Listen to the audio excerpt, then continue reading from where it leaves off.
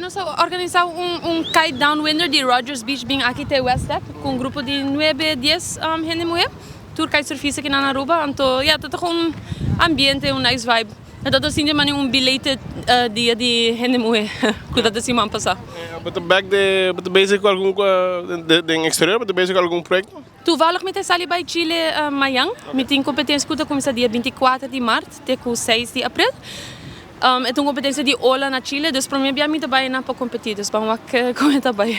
E última semana luna, uno bota batalha que bota basic, né? Me tem quase 3 lunas na Aruba, mas bem foi dezembro, então me queda Aruba diz para relaxar depois de season. E a temporada de vento também começa na Aruba, dus me tem você quase todo dia me tá na la mata trein, pero windsurf quase todo dia, pero kitesurf também tá com fun para assim. Chile, expectativa? Tá é para mim World Cup de Anya, pero eu nunca me não competi não. Então me não conheci lugar, me não tenho muita expectativa eigenlijk. Me tem assim me best sowieso. Pero então looking forward, pero me não sabe como me tem assim. Vamos lá. Preparação para evento assim é importante, é? Sim, dus me quero bem mais trempang, pero me não logra. Dus me dá bem semana adelantado, me dá espera ser suficiente para diz drenta den flow de spot. Experiência dá rol grande em saque, mas benos dias de treino tá costume. Correto. É parte competência tá ok, me quero parte mental tá ok, tá diz me se acostumar com olha, portanto o pilihe, portanto tem mais força com a mim tá acostumar com eles. Nós me tem essa hormiga.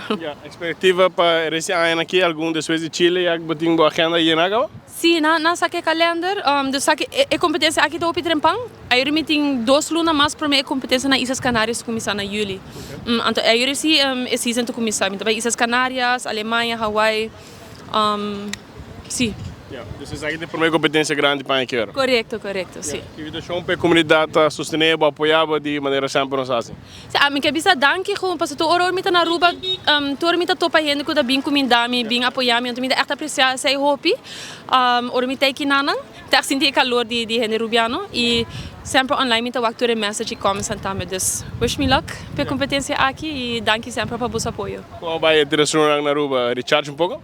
Sim, me sei te come, eigenlijk me não que sali foi Aruba, tu oror me dá na casa, me dá gewoon cômodo, então me não que vai, pero mas nem me começa a biata, ok, para me tá senti como recharge liberando, me por gewoon passar tempo com família e amigo, então sei também a parte importante de minha vida, então para me tá biata assim na hobby.